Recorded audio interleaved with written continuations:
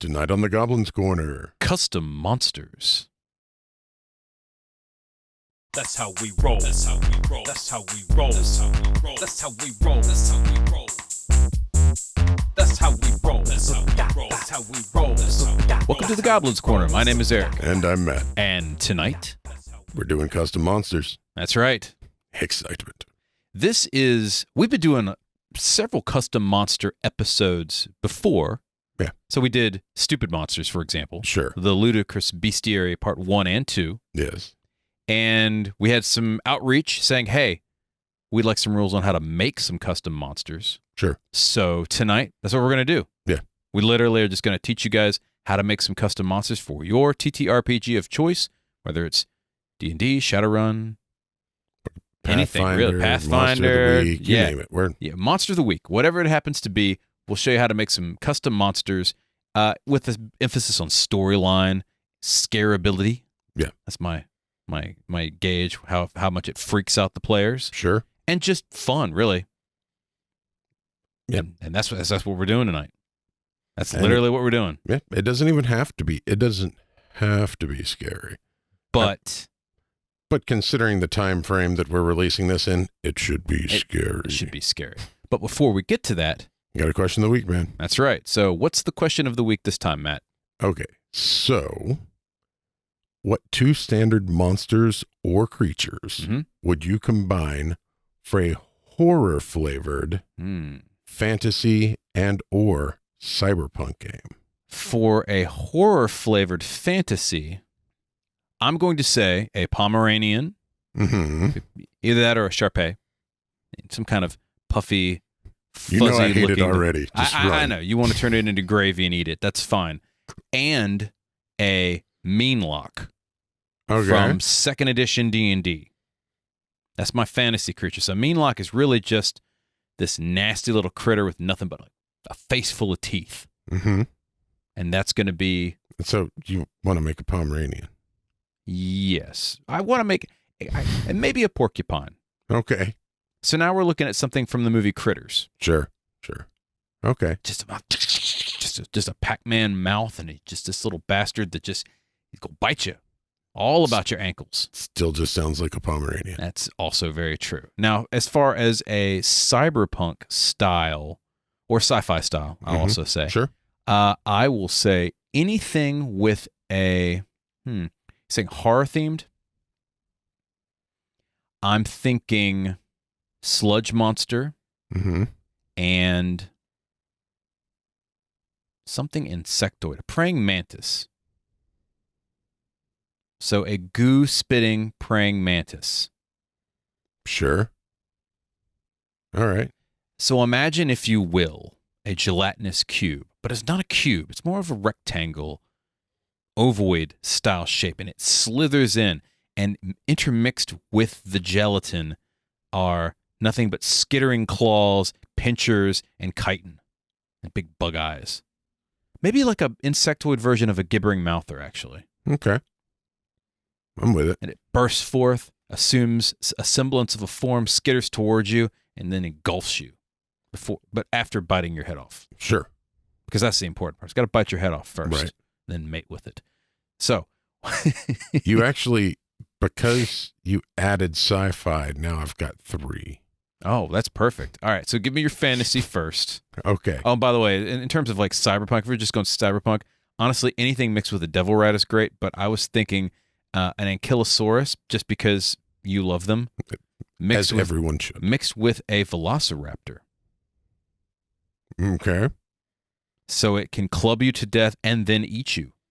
So what if it's like a bunch of tiny, really fast ankylosauruses that are carnivorous? Yes. Yeah, no, I'm with it. That's great. It's just a fast maul that just beats you to death. I'm absolutely... The next time a party gets out of hand, that's what they're dealing with, is a pack of those. Now, if you added wings, it would be a flying Koopa.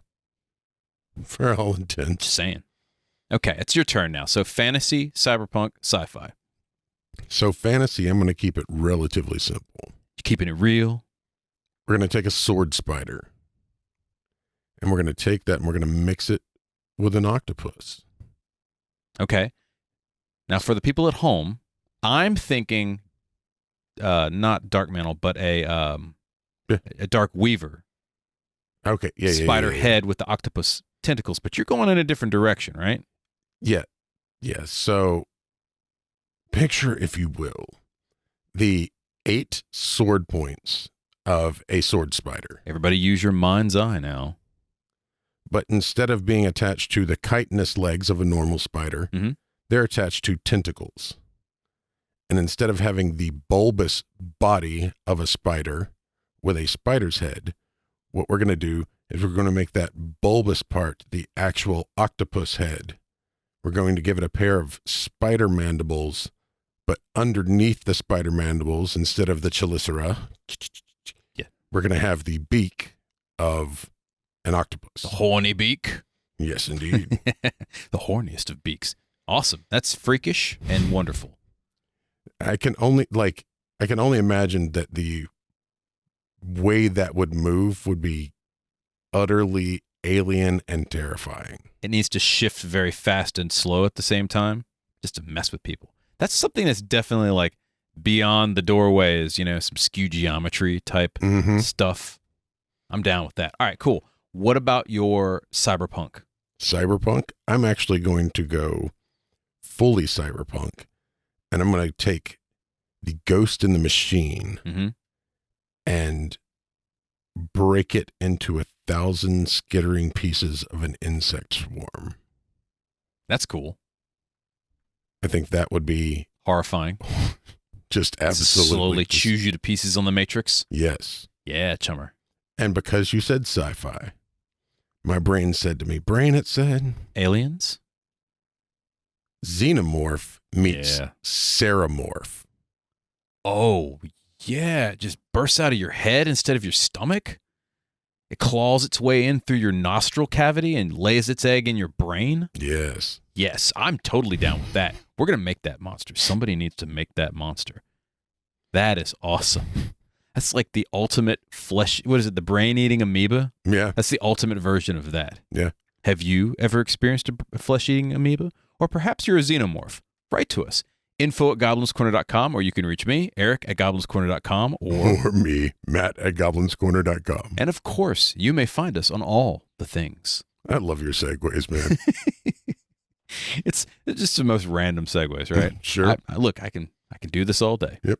All right. So we're talking about custom monsters, and of course, these are just some hilarious and stupid examples we made up on the fly, but we do have some rules about custom monsters. Let's throw up some quotation marks. Now, rules. It should be said that we never adhere to our own rules? We don't. No, absolutely not. The biggest rule we have is, it amusing to us, and does it freak out our players? Those are the only 2 rules you really need to know. Stats, life cycles, all that jazz need not apply. But we understand that many of you want to write custom monsters for books. Sure. Or you want to play some custom monsters given whatever game you're playing, and you need some storyline rules, some standard creation rules. And we've come up with some of these. But first, why are we doing custom monsters in the first place, aside from the fact that it amuses us? And there's always that. And it does amuse us. Amuse me. I mean, the first reason is variety. We play with people who have been playing for decades and decades. So when you throw out a beastie and describe it as a spherical object that's floating with multiple tentacles, with eyes at the end of it, they go, everybody raise up your shields. It's a beholder. Yeah, it's a beholder. Yeah, they know. They know. They've seen every monster in the book. Yep. But when you make your own, now you keep them on their toes. Yep. So 2. Flavor. We're all about that flavor. Show people what your world has to offer. Straight up. You are making a different story. You're running your own campaign, or you're running from a module, which is another option. And if you are, then your world's not the same. You're going to put a different spin, no matter, even if you're just reading off of a book. You know, that's why people play role-playing games. It's not, if they wanted to read a book, they would go read a book. Sure. Want to watch a movie, they go, or if they want to interact, they'd go play a game, like a video game. Right. It's that human element that you are adding to your story. And if you're running a homebrewed campaign, you should have some homebrewed monsters in it. Absolutely. You don't want it to feel like a vanilla rewrite of Forgotten Realms or Dragonlance or anybody else, right? You want things that are 100% your own, that players can be like, I had no idea what that was, and it was freaking terrifying. I'll give you an example. One of the earliest games I ever dungeon mastered, back in the day, they encountered a bag of beans. And if you remember the old bag of beans, just throw it on the ground, plant a bean, grows a little tree. It's basically a wild surge in plant form. Right. And because I was feeling froggy that day, maybe I had a couple Red Bulls or a couple drinks, I had these little green rats with red eyes. Matt is smiling and nodding because he's experienced these. This is where they came from. They were fire rats. And somehow in my twisted brain, I made this up. When you crush them, they mimic a fireball spell. They would eep, fly a fireball spell out from their mouth, and incinerate somebody. And if you bit their heads off and tossed them, they work like a grenade. Sure. And so I put them in my spelljamming campaign later on because they were the bane of existence in the phlogiston, because the phlogiston is nothing but explosive gas. Right. And so if you're on a wooden ship, a magical wooden ship, but a wooden ship flying in a sea of gas, and you step on a rat. Bad things. Bad things. There goes your ship. It's the reason before you ever leave the portal, you cast Locate Creature. And now that is flavor. That is, I mean, if you step on one, you become the flavor. Yes. Or at the very least, you're the center of the fireball. Yeah. So why else custom monsters? Fit. Sometimes you just need something specific for a story. And if you've built this story around certain themes or certain ideas, something out of the monster manual just doesn't fit what you're looking for. Yeah. And so you got to put something together. And again, you're making something specific. You can give it a reason. Maybe you're writing a specific world or a specific town or a specific dungeon or even just a specific encounter, right? You got a big bad. Maybe the big bad's got something unique as well. Now you've got something that you can use to enhance that experience, that story. Sure. And finally, and again, we mentioned this before, it's fun. It's just fun. It's fun. Oh, man, I love making monsters. I literally could do this all day. And we have... And have on and occasion. We have. And honestly, for the Ludicrous Bestiary 1 and 2, Matt and I came up with a couple ideas, kind of telling you guys how the donuts get made. But we also sat around, we had a drink, and we literally, in the span of an hour maybe not even that much, wrote down like 5, 10, 15, 20 other monsters. Yeah, there were a whole lot that we were... Didn't make the cut. problem is because once we get started... Nobody wants to listen for a 4-hour session of us just making up monsters. Right. And if you do, hit us up. We'll jump on Twitch Sure. and just literally make monsters up on the fly. But this was something... It's fun to make monsters. Yeah. It's fun to storyboard. Look, we talk about a lot of heavy subjects. I mean, Jesus, we talked about governments and games. I had to swallow. Struggle. I was tough, man. It's tough for me. It's tough. But this stuff is great. Yeah. This is the break that you as a DM or a GM or storyteller have to fit stuff into your world and have fun with it. It also makes a great side quest, right? Like if you've been planning this epic adventure and you need a break, okay, side quest, you guys have been sent by whoever your primary contact is to deal with this thing that is marauding across the hillsides, and let your players deal with it. Now, for those of you who are thinking, I can't come up with a monster on my own, it's going to be ridiculous. I say to you, look at the flump. You think you are worried about being ridiculous in a game, look at the flump. It's a goddamn pancake that's a mushroom that's psionic and telepathic. It's nice. It's got a little smiley face. Looks like a floating jellyfish, sort of. It's a goddamn flump. Like, It's and by the way, spaghetti monster. it is the flying spaghetti monster as a D&D critter. Yep. And that's not even the most ridiculous one I could come up with. That's just one out of like first and second edition. Of course, not fifth now, but like, It's good. It's good to have him back. you know what? Everybody loves a flump. And let me tell you something. You kill a flump, you're going to hell. I'm just telling you right now. Don't be killing no flumps. I'm going to make a t-shirt that says that too. You Kill kill a flump, you go to hell. Yeah, Yeah. absolutely. Maybe say Acheron. And only nerds that get that are like, oh, I get that one. Haha. So how can we make some custom monsters, Matt? Got 3 options. The first one is the simple, right? It's damn near cheating. What's the simple option? Just take a monster that does the things you want it to do Mhm. and reskin it. Just paint a new picture for it. That's So- all you need. So you make something that looks like a goblin, call it something other than a goblin, maybe make it red instead of blue. Or literally. They're actually blue goblins, by the way. Sure. They're psionic. They're delightful. Back when psionics was a thing. Blues are cool, yeah. We want more. We want. You know what? I want psionics. Sorry, we're gonna go on a tangent, and I'm gonna get mad. We're not going on a tangent. We're talking about reskinning monsters. That's true. Okay, so if you've got, tell you what, Wild Beyond the Witchlight came out, right? You're in a Fey world.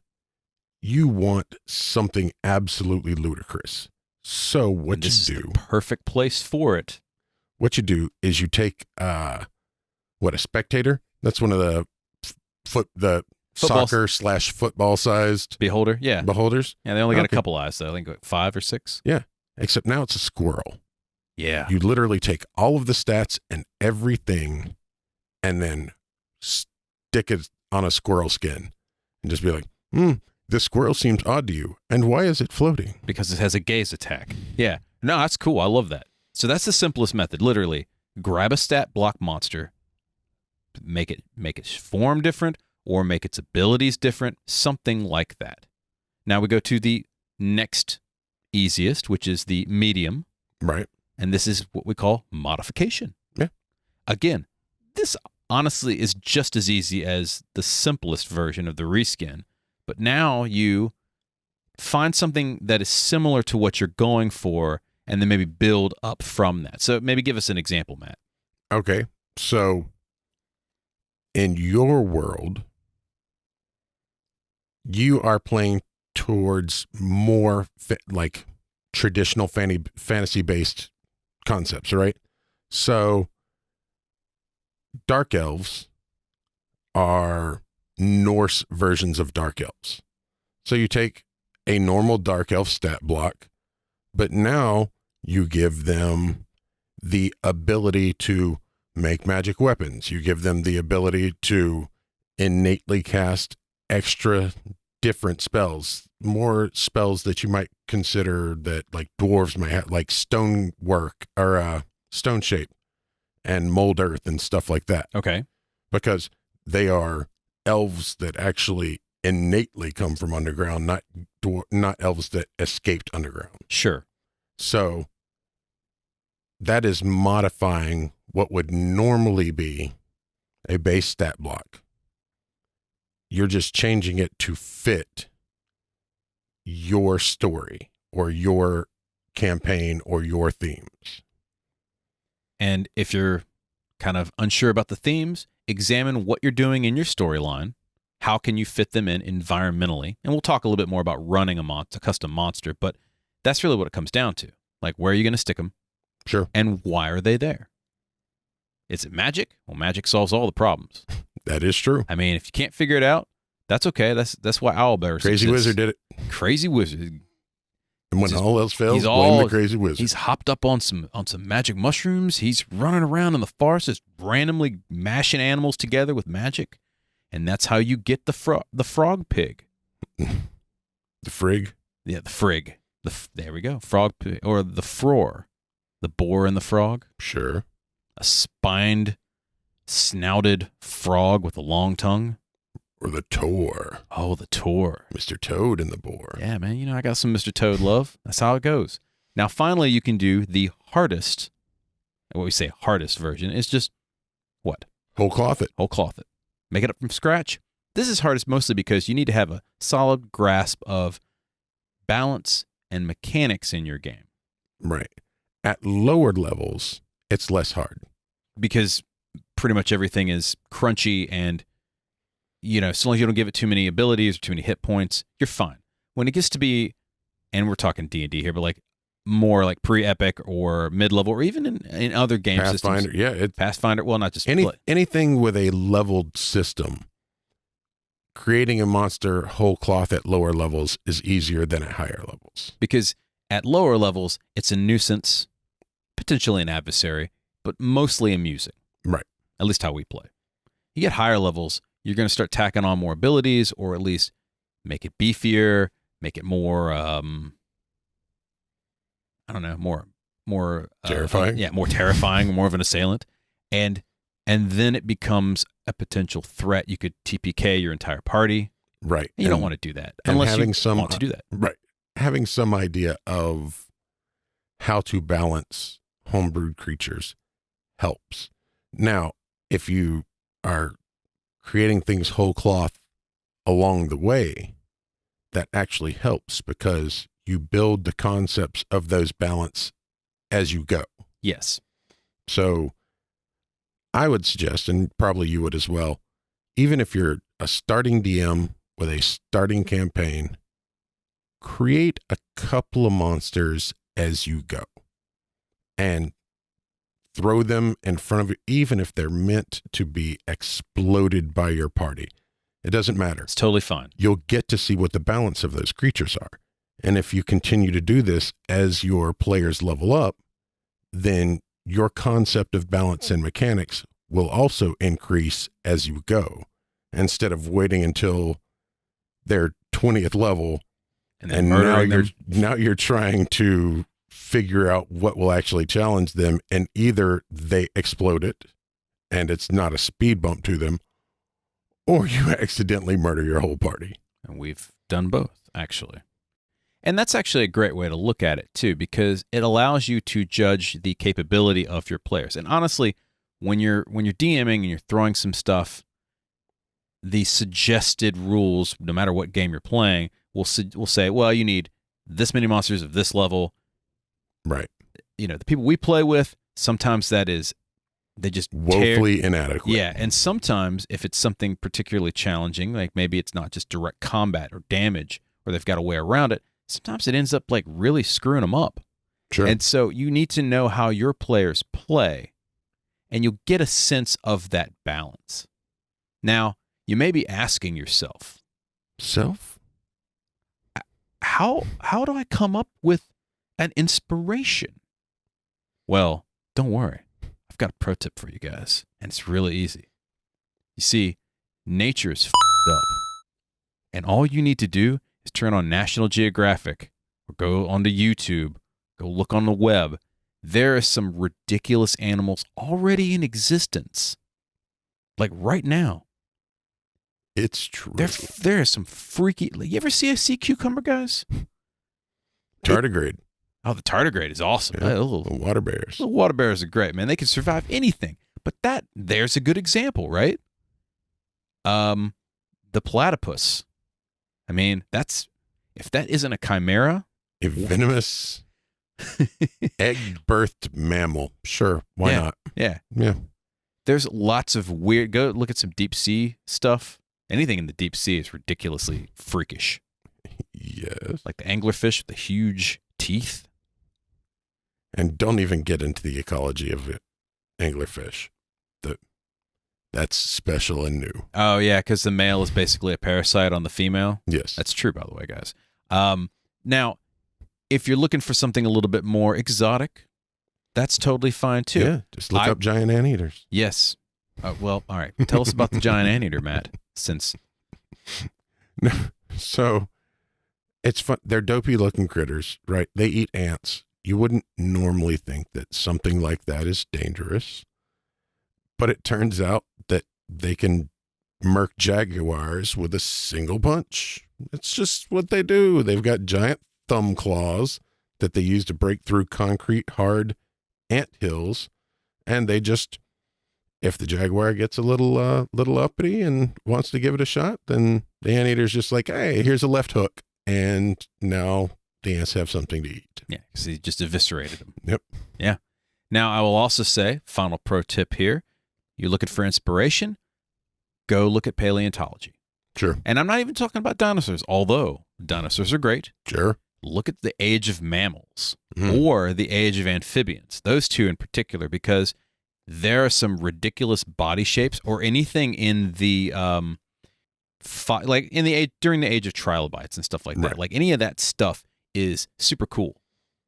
And the illustrations that people have drawn over the years of those typical eras, in addition to dinosaurs, of course, you can definitely make some fierce creatures. And that stuff's real, dude. Well, the fun thing you can also do is just look at the skeleton, like ignore the pictures that people created for them. Look at the skeletons and say, what type of creature would fill out this skeleton? Absolutely. And then you got a different monster right there. Yeah. So Like, if you've ever seen the skeleton of a giant sloth, freakish. they look absolutely terrifying. Yeah. Until you know what it actually is. So yeah, just ignore what it actually is and just look at the skeleton and flesh it out yourself. So what does it take to create a custom monster?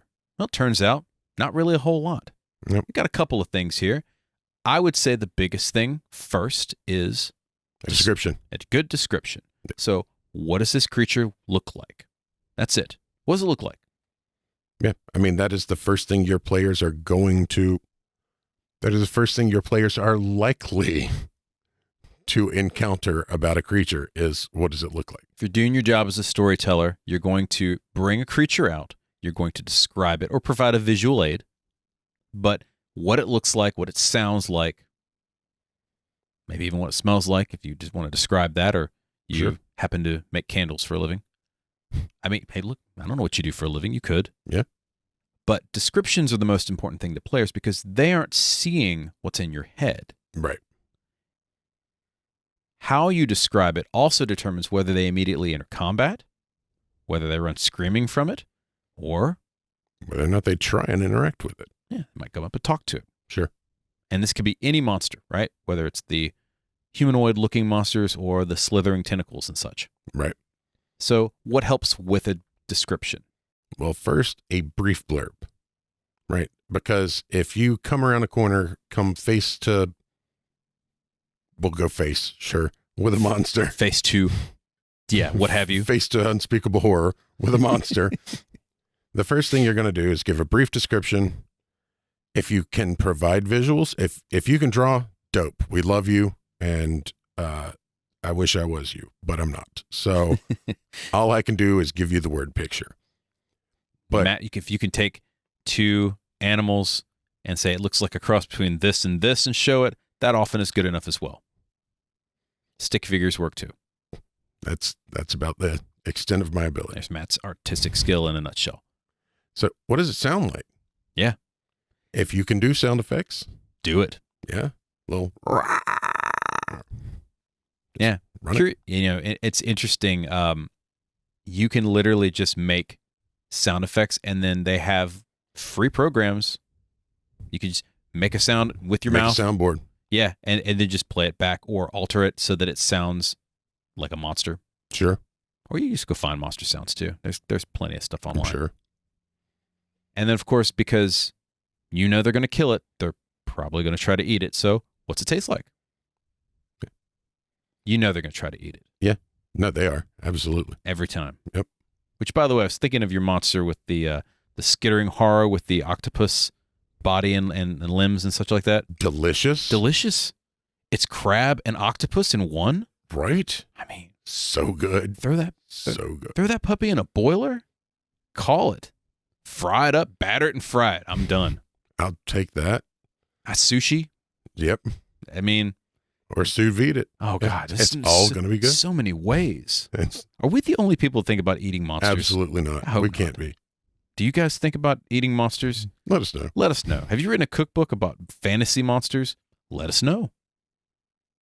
Are you going to write a cookbook, Matt? I will, sure. If it doesn't exist, you need to write a cookbook on fantasy monsters, on how to barbecue them properly. What is the monster exactly? Let's explain a little bit of that. Okay. So what makes it different from a standard issue monster or creature?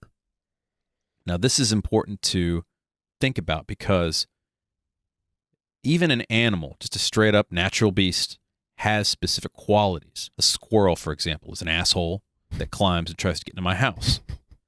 They've got particular features. Well, feature one is that it's an animal, which means it's subject to speak with animals. Yes. So knowing what type of creature it is has a huge effect. And depending upon your game, those categories can be different too. Sure. Some of them, sometimes they're beasts, sometimes they're animals. So animal, vegetable, mineral, is it an undead, an elemental? Is it a spirit? Is it a Celestial? Fiend? Yeah. Sure. Dinosaur? Is a dinosaur different from a regular animal? Who knows, right? Could be an aberration. Yeah. You need to know that because your player's abilities will interact with it differently depending on what it is. And then again, also, whatever your campaign happens to have or need at the time could determine how you sort of structure that beast. Sure. If your campaign is based around a aboleth lich, Sure. right? Oh, that's a Yeah, I'm a terrible person. that I accept that. that smells like day-old trout. And that undead aboleth. Yeah.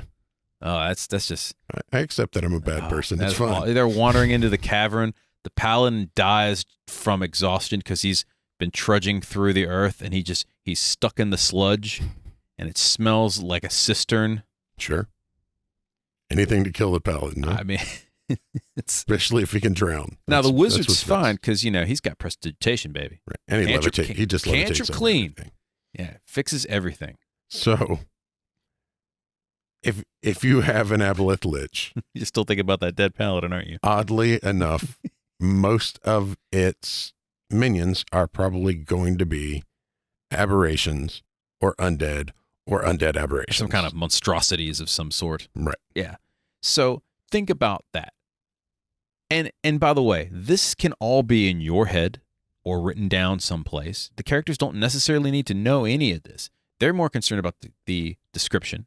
Right. But if they do some kind of lore check, whatever that happens to be in your game, Sure. then you're going to need to provide some information. So bullet point some of this stuff. Again, you don't have to do an entire documentary on this. David Attenborough's not going to come calling and being And here like, we have and here we have the aboleth lich. the undead aboleth. Now that you've got your brief description and know what it is, now you need to know how it deals with combat. So what are its attacks and defenses? First thing to think about. Sure. Does it flail with its tentacles? Does it just stink you to death? Talking about undead aboleth there. I mean, it could. Does it have specific abilities unique to the creature itself? Most creatures have some kind of weapon attack unless they're just defenseless. So Sure. might have claws and a bite or a wing attack or a tail slap or something. I mean, maybe. Maybe. I mean, There unless are it's creatures that simply don't need it. that's true. The flump just kills you with kindness, brother. Technically, a beholder can bite you, but that's not really its form of attack. No, it's got a laser blast. Right. It's a laser monster. So now these attacks and defenses are unique to the monster, but they don't have to play into the ecology or even the description of the creature. And this is where you put a different spin on things. Right.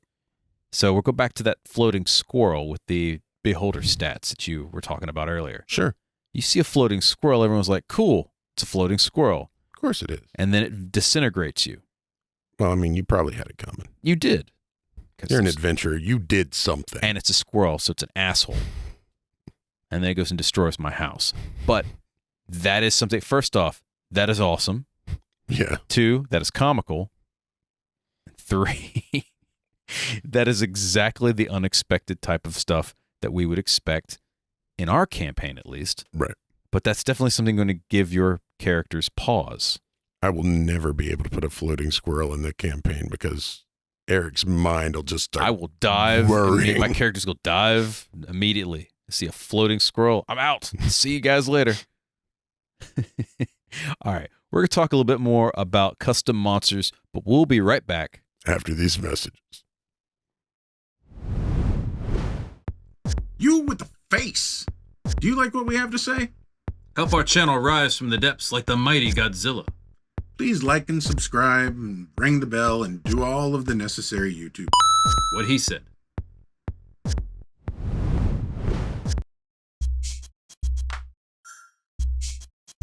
If there are any topics you would like us to cover, goods or services you would like us to review, or if you would like to sponsor an episode, we would love for you to contact us at info@goblinscorner.com.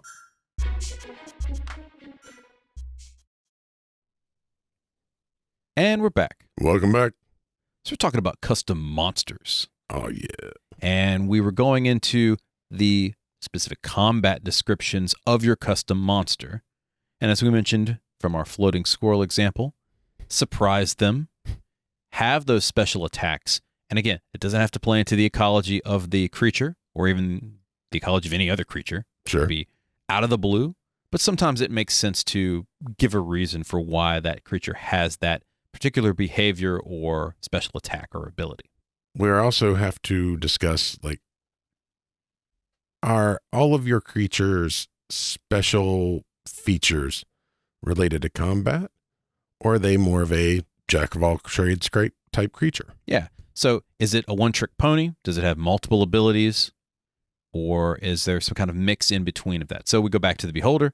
Obviously, eye raise. Guess what? That's its deal. It is a multiple trick pony, but it's all based off of the same trick. Yeah, off of one concept. Whereas Mind Flayers, different types of abilities. Sure. They're smart and they can do other things. So different in its league, right? Different ways to get around stuff like that. Another thing to consider also, movement-based attacks. Right. Like, how does it move? What are its movement, either attacks or defenses? So can it teleport? Can it do flyby attack? Flyby attack? Can it run really fast? Can it jump or brachiate? Those are very important things to consider. And sometimes that's just the special attacks. Yeah. I mean, can your Beholder Squirrel do a strafing run? We need to know these things. Yeah. I mean, if it can float through the earth, that's even scary, right? It just pops out of the ground or out of a tree. Sure. A Zorn holder? Oh, God. What if it just like tree phase? It just pops out of a tree, chitters at you once, vaporizes you and your house, but only the roof. And then it can nest in your roof. I had squirrels in my roof, guys, if you haven't guessed. He's not bitter, though. I'm not bitter at all. It only took me, $14,000 to fix. Physical related. Is it really strong or dexterous? Or just tough. Yeah, maybe it's just a hard thing to kill. Just like standing there while you beat on it. You just beating it with a stick and it's just laughing at you the whole time. Who knows? That is also something to consider. Does it heal? Yeah, is it like a troll? Does it regenerate? You toss it into cubes and it'll still grow back. Does it have any type of energy-based attacks like fire or water, all that sort of thing? A 6-demon bag? Yeah, no, I knew. You couldn't resist it. Now, and we're going back to healing real quick. Does it have any weaknesses as well?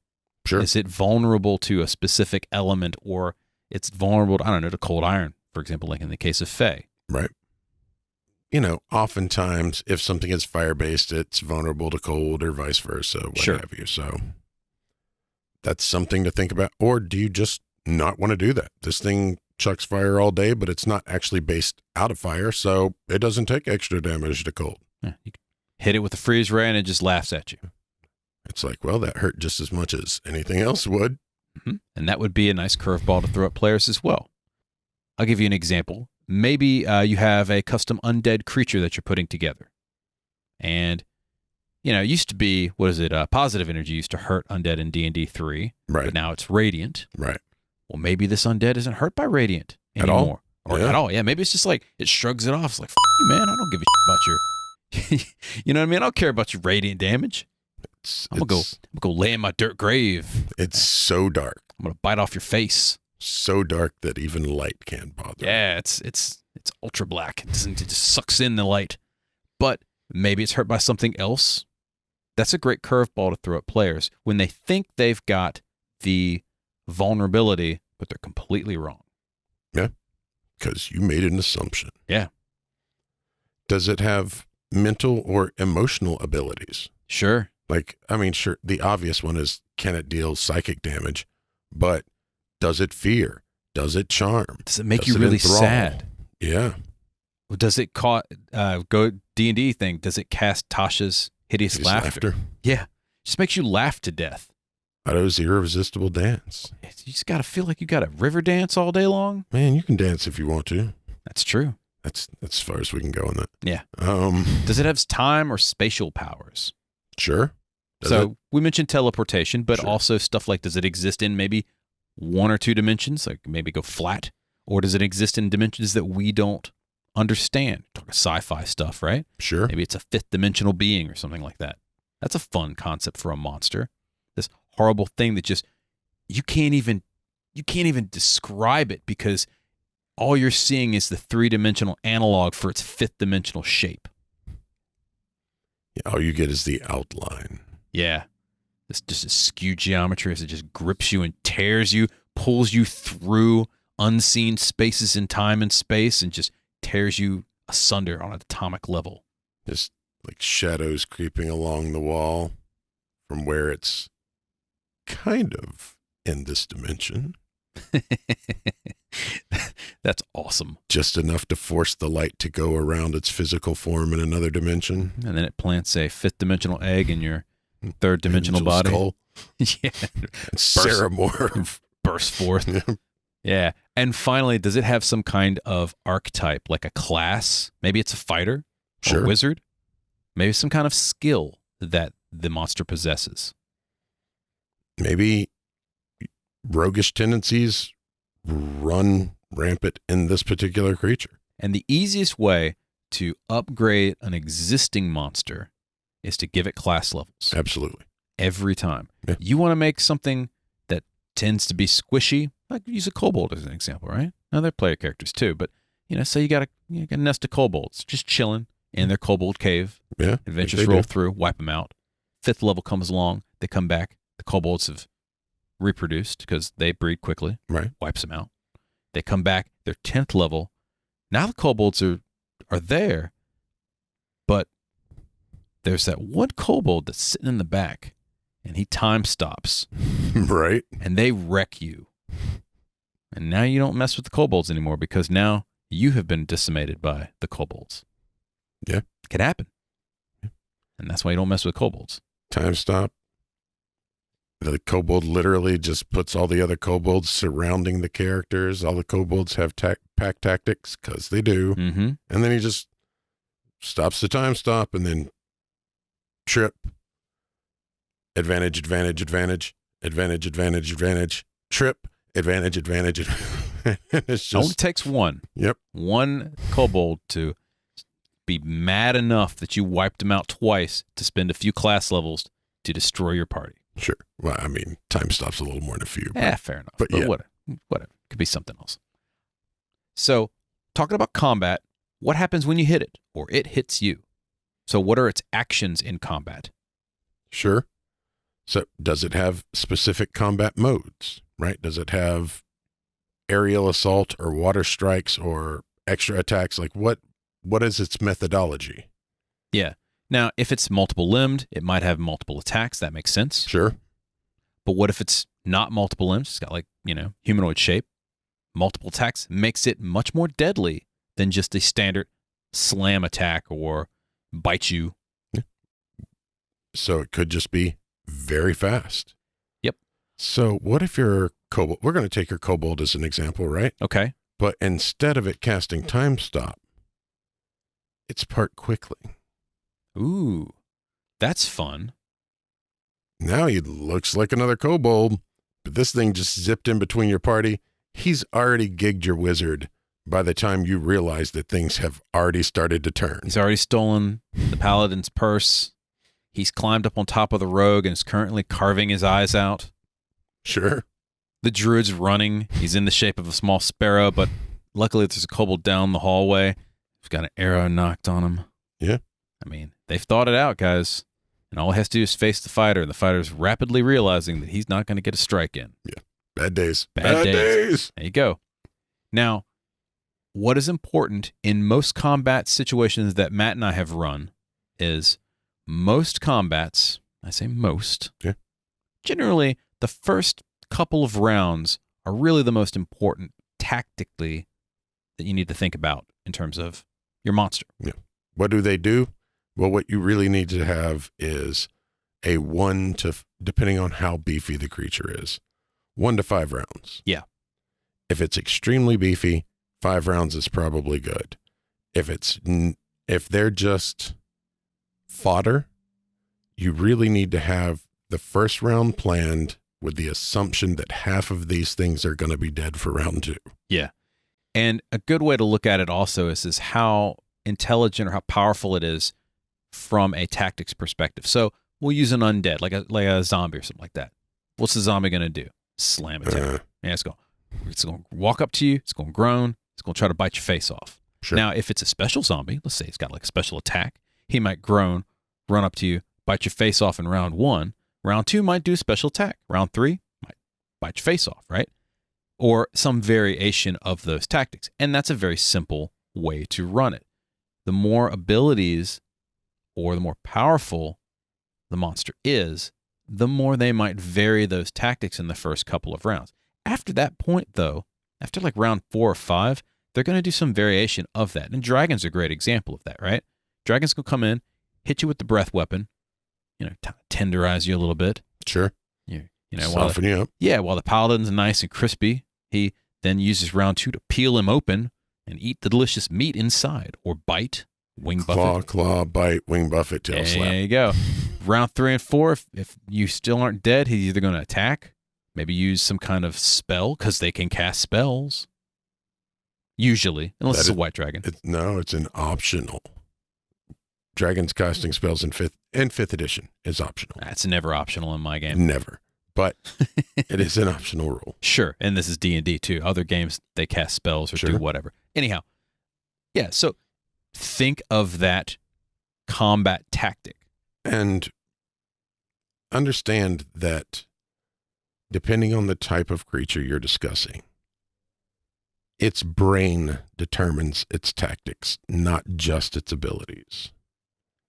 For example, the dragon, right? Is it wise to land and start attempting to go melee with creatures if you have spells and a breath weapon available to you? Probably not. No. But dragons traditionally are very arrogant, and they like to get in there. They like to rend and tear. And so that arrogance precludes their ability to do smarter things. Yes. Now, Mind Flare might just charm somebody else to go do the dirty work for it. Yeah, they are absolutely not jumping into physical combat. If they can't subdue you with their psionic abilities, they're going to go find some other way to do it. They might do some sonics, some spells, or send some... Like you said, dominate somebody else. Yeah. He didn't respond to my mental attack. You go kill him. That's fine. Long range versus melee combat. Are they long range fighters? Are they melee fighters? We've been talking about the dragon. Sometimes they're both. Are they mindless versus they have planned coordinated attacks? Like, do they attack the nearest thing, or do they attack the most efficient thing? Or do they attack the most obvious threat? Right. Now, depending upon the intelligence of the monster, they might look at the most heavily armed creature as the most obvious threat. Or they might look at the guy without any armor, traveling with a bunch of other people in armor, and go, why is that guy not wearing any armor? Oh, he's got a spell book. Kill him first. Yeah. And then the cleric. It's true. And sometimes it's the cleric first, but usually it's the wizard first, I would say. It's true. But the problem is if you kill the wizard first and the cleric just heals him, now you still have a healed wizard and a cleric. It's a catch-22, man. It really depends on how you murder him. Now, that's why Fireball exists. You kill both of them at the same time. In fact. Because neither of them have good reflex saves. What happens when it's winning? Does it gloat? Does it showboat? Does it monologue? Yeah. I mean, will it even let the party go to spread news of its mastery? Yeah. Or what, by the same token, what happens when it's losing? Yeah. Will it fight to the death or just dip? Hightail, yeah. Good to know. Now, when you're thinking of monsters, we have to talk about social aspects as well, because if it's intelligent, you can talk to it. Can you sex up the monster? You need to know these things Can because the monster sex you up? Yeah. Will the bard inevitably try to sleep with it? Right. Or the warlock, Or the warlock. Or the warlock, because I mean, that's how sorcerers are created, man. Exactly. Warlocks make sorcerers. Sorcerers make bards. Bards make warlocks. Yeah, that sounds good. The cycle of life completes. Can you interact with the monster aside from hitting it? Very important. If it's a mindless creature, probably not. If it's an evil creature, sometimes. Sometimes. If it's intelligent, there's always the possibility that you can interact with it. And depending upon how you play your game, if you're a bunch of murder hobos or if you're a bunch of socialites and you want to roleplay this stuff, there is just the same amount of experience in stopping a monster from slaying you Right. as it is from killing it. The actual wording is, and people get into this argument all the time, but in a lot of games, it is defeating the encounter. It is not slaying the monster. The object is to defeat the encounter. If you make them an ally, you have defeated the encounter. If you scare them off, you have defeated the encounter. If you beat it in chess, you've defeated the like if it literally, if there's a sphinx there, it's like, I'm not going to let you pass. You could murder it. You could try. Right. You're in for a fight. You could sneak around it. That's just as good. Or you could literally say, I've got a contest of riddles. How cool is that? Sure. And you win in the contest of riddles. It's like, you know what? You got a balling intellect. Go ahead, brother. Yeah. You can do it. Like, that is a fun way. That's why it's called a role-playing game, guys. Right. Otherwise, it'd be a video game where you just bash stuff in. It'd be bonk. Yeah, it really would. It'd be bonk. Does it have a social structure? Most things do, including animals. Yes. So even if it's just a simple, dominant, submissive animal structure, but the more intelligent theoretically means the higher social structures it has. It may not, Right. but if it's has some kind of intelligence, then it should be potentially civilized as well. And that also means that does it have a morality? Right. What's its outlook on life in general? What's its outlook on the world and other cultures? Yeah. Does it hate certain things? Does it like certain things? Does it have aspirations, long-term or short-term goals? Yeah. That's a fun thing to consider in a monster. What if my aboleth, undead aboleth, wants to become a teacher? Wants to learn everything and teach it to the multiverse? And will do anything in its power to acquire that intelligence, which is why it's evil. What if your murder hobos kill a group of goblins on the road, loot them, only to realize that they've got pamphlets for Aboleth University, and they were just students trying to go to school. Oh, students you got a trying to go to moral college. quandary on your hands, my friends. That's what happens. Paladin's like, oh, there goes my oath. Snap. Yeah, there goes all my powers. Yeah, that sucks. Got nothing, Got Jack. nothing. Yeah. What are their motivations, needs, wants, or even dislikes? Yeah. Anything? Is there anything taboo? Oh, yeah. Right? Because different cultures have different taboos. Yeah, goblins may not like fluorescent green liquid. I'm just making. I'm sure they They do. No, totally that's love. a terrible example. Yeah, I love fluorescent green liquid, but I'm just saying, like, there might be something they don't like. Horses. They don't like Paisley. horses. Paisley. I don't think goblins like paisley. Goblins hate paisley. They will attack anything with paisley. So that's kind of fun. Finally, the ecology of the creature. And this is more of like a naturalistic type setting as well. A, where does it live? Sure. Has it adapted to its environment? If it has. Yeah. Is it a magical creation and it just is there because it's there? Or is it the result of years of evolution or, magical sci-fi or otherwise? Right. Or a combination, right? What if it was a magical sci-fi creation, whatever, that has begun to adapt to its environment, like the snowy owlbear? That would be cool. Yeah. What's it eat? Why does it live where it does? Is there a reason it's hanging out there? Is it the radiation? The beach? Maybe it likes to catch fish? Sure. Something. Yeah. What does its lair or home look like? Mm-hmm. What's it do? Like, Where's it hang out? Some of the best iconic monsters in many different games, you can recognize those monsters by the layers more so than the descriptions of the creatures. I'll give you an example.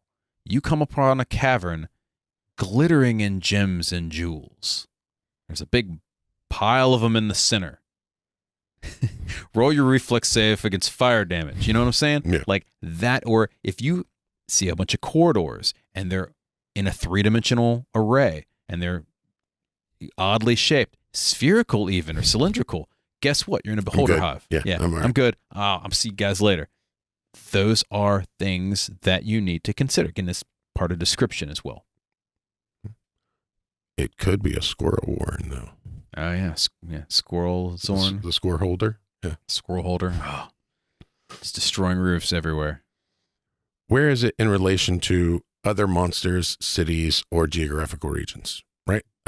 So things that are scavengers will probably live closer to cities, whereas giant beasts will probably live further away. Yeah. Because something that is truly horrendous will get hunted down by a society if it presents a threat to that society. Yeah. And does its ecology influence the way it makes decisions as well? Sure, it may be nomadic because it has no choice. It may think differently because it lives underwater. All of these things factor into making your monster. And again, you don't need to use every single thing we've come up with to make this monster, but all of this adds storytelling elements for your campaign, no matter what campaign it is. You could have something just occurred to me. Does its ecology influence how the monster makes decisions? So something that is reptilian and cold-blooded in the heat of the day makes different decisions than it does in the cool of the night. That would be cool. Right? I mean, that is truly how lizards react. Well, think about a metabolism-based Right. encounter as well. Maybe you come upon the monster and it's hungry and it reacts completely differently like a vampire. Vampire hasn't fed, goes crazy, right? Right. Can't reason with him. He wants your blood. After the vampire's fed, acts like a person. Yeah. Maybe your monster's very similar. It doesn't have to be blood. It could be anything. Right. But the thing is if it is a monster that is just hungry and you feed it, Now it's a social encounter. now it's a social encounter. Yeah, that's cool. So again, think about when you're making these monsters. Now, when it comes to running them, we have a couple of ideas as well. The biggest question we get oftentimes is, how do you drop a custom monster into your campaign? Well, there's a bunch of different options. The first one is you literally just drop it in. Yeah, it's here you go. Here's the description. There's your monster. Random encounter has been randomly encountered. And if you've never done this, it might feel weird at first, but honestly, it's totally fine. Just do it. It is literally no different than your players going around the corner and bumping face to face into any other type of random monster. Now, you can drop a hint, and this is a little bit of foreshadowing if you want, and that's kind of fun. Most people don't think ahead of time to foreshadow, but if you're the type of storyteller that writes stuff down and you want to like play multiple games out, maybe you're looking to have this monster be a major encounter or something like that, dropping a hint is a great way to do that as well. Yeah, just write out a couple of little blurbs, and as they get closer to it, read out the blurbs and see how long it takes them to notice. Yeah. You can make it an object of a quest, Sure. and that's a lot of fun as well. And that still does not have to be a combat encounter. No. This could be, we'll go back to the Sphinx again, right? Maybe you got to get from point A to point B. Maybe along that road, you got to talk to the Sphinx to get the key to get to the next step. Sure. That doesn't mean killing it. Right. It just means talking to it, dealing with its riddles. And finally, you can make it the big bad. Straight up, it is the big bad. They know about it, or they encounter it at the end of an adventure. Yeah. And that can be reoccurring villains. That can be some kind of legendary creature, and having a legend or a story told by an NPC about the monster is a great way to get characters interested in the monster. Yeah, it's the Jersey Devil. Yeah. They're sitting around a bar talking about whatever, and one of the local farm guys is like, let me tell you about this crazy thing called the squirrel holder. Floats in the air, looks like a regular squirrel till it vaporizes your roof, nests in it. There you go. That's it. And you go, damn, I got to find this floating squirrel. How cool is that? Well, then you've got to play the creature once it's right. Once the encounter has started, now you've got to be that creature. Yeah. So think about, again, we're talking about combat already, but think about its tactics. Give it some tactics. Give it a reason to do the things it does. Right. And if it doesn't have tactics, don't give it tactics. Yeah, just make it attack the nearest thing. If it is a dumb brute, allow it to be a dumb brute. Mm-hmm. If it's smart, play on its strengths and its weaknesses. Sure. I mean, that's pretty simple. How does it relate to the party? That's something you need to think about. Will it be friendly initially? Will it attack immediately? Will it associate with other monsters? Or will it associate with the PCs? Yeah. So could it actually be interacted with? We talked about socially. This is something that you can easily run. This could just be another NPC that you create. It just happens to be a monster. Right. Is it even a potential ally? And this is something that you don't see enough of, especially with newer storytellers, where they're like, these are monsters, these are NPCs. Nah. You're writing a fantasy or a sci-fi world. I mean, let's face it, any make-believe story, they can be anything. The NPCs, the humanoid NPCs, could be the monsters, just as much as the freakishly weird monsters could be the monsters. Have you seen the world outside? Yeah, sometimes humanoids can be monsters. It can definitely be monsters. It sucks. So how can you incorporate them into the world in fun and unique ways? They could be as varied in their opinions as people. You might come across this intelligent owlbear that sits down, has a cup of tea for you, talks about, just different things going on in the realms. Next time you meet one, it tears off your face. Sure. And that can happen. Certainly. Finally, how is the monster in the world when you're running it in the world? We talked about the ecology, talked about its beliefs, its social, its socialization and such like that. Does the world change because this monster exists, though? Does it have an impact on the world? Great example is possibly the most classic D&D example is the Tarrasque shows up. Okay. Right. That is a world-changing event. Yeah, that is literally an event. That's not just a monster. That's an event because the Tarrasque eats everything. Right. Tears up trees and eats them. Yeah, it is destruction incarnate. So how does that affect the world? Well, you got a Tarrasque kingdom away. Refugees are flooding in because it's just eating everything in sight. Yeah. And they expect that after about a month or two, it's going to get sleepy, go find a place to bury itself. So everyone's just kind of But is that going to happen before it gets to your kingdom? Never know. Right. Could change directions like a typhoon. How do other people or creatures view it? With the Tarrasque, right, it is a walking force of nature.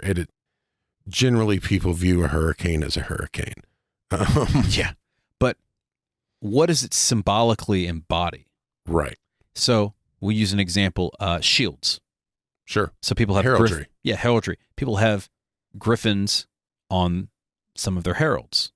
Some people have deer, like the big antlers and stuff like that. I'm mostly thinking Game of Thrones. So, Sure.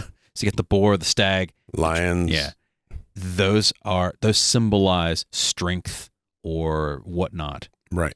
Now, and in a world where fantasy creatures exist, they might embody something like that as well. Yeah, that makes sense. You might literally have a griffin represent, say, freedom and fast death. Sure. The Tarrasque, right? If you are a family that is known for utterly destroying your foes. You might have the Tarrasque. You might have the Tarrasque as a symbol on your, just. Sure. Yeah. So think about that. That is a cool way to add monsters and lore into your campaign as well. So now they're not just monsters. Now they're symbols. And that matters. That matters a lot. Yeah. Because just think about the standard animals. We have like zodiac signs and, your spirit animals like that. Like all of that applies in a magical or sci-fi world as well.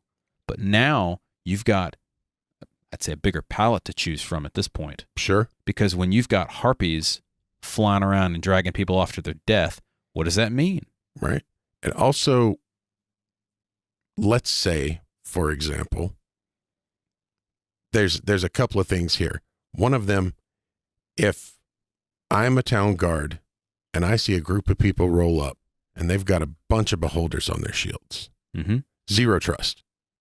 None. I don't trust these cats for anything. Because they're called eye tyrants. Right. So they either are cultists of beholders, potentially. Sure. Or the shield symbolizes maybe the tyrannical outlook of the beholder. Right. Or they are ocular adepts of some sort. They like ray spells. But by the same token, if your family has a griffin as their crest, maybe you don't go griffin hunting on their lands. Maybe that's something you don't do. It might be taboo. It might not. But it's definitely something you should bring up. You should ask first. Yes. Yeah, absolutely. When we're talking about monsters in the world as well, finally, and this is always a fun one for storytellers as well, are there mutations? Yeah. Are there mutants? Absolutely. So you've got your The standard. answer is yes. Of course. You've got your standard floating squirrel that vaporizes things. Maybe 1 out of 100 doesn't vaporize your house. It just turns it into a giant acorn. Sure. Or you into a giant acorn. Polymorph any object, now you're an acorn. You grow a mighty oak. So that would be awful. That would suck. But what if instead of disintegration, it plants an egg inside your skull and another squirrel bursts forth? also a cool idea. Not where I was going at all, but I like it. So, fabricate. I'm listening. I'm trying. I want to hear this out. So instead of destroying your house so that they can move in, they just fabricate a fucking door. Oh no!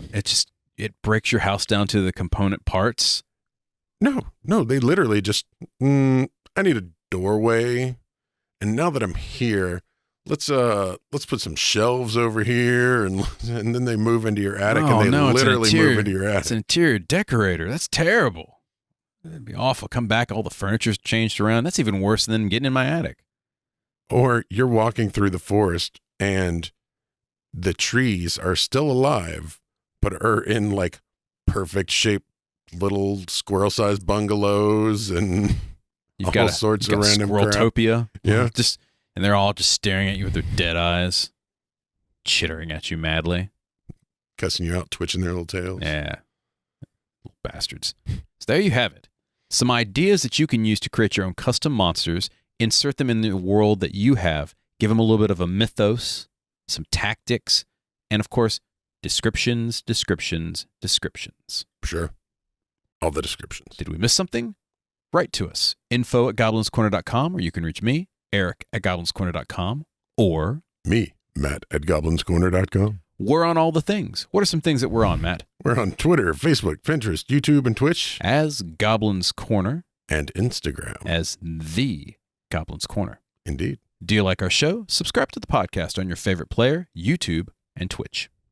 And hey, guys, do us a favor. If you do like the show, if you could click the 5 stars or give us a review on iTunes or YouTube or Podchaser, it feeds the hungry algorithm and it helps get our show out to more people. So that we can tell you guys how to do more fun things with your games. Indeed. That's all the time we have for tonight. Once again, my name's Eric. And I'm Matt. We'll see you next time. Good night, folks.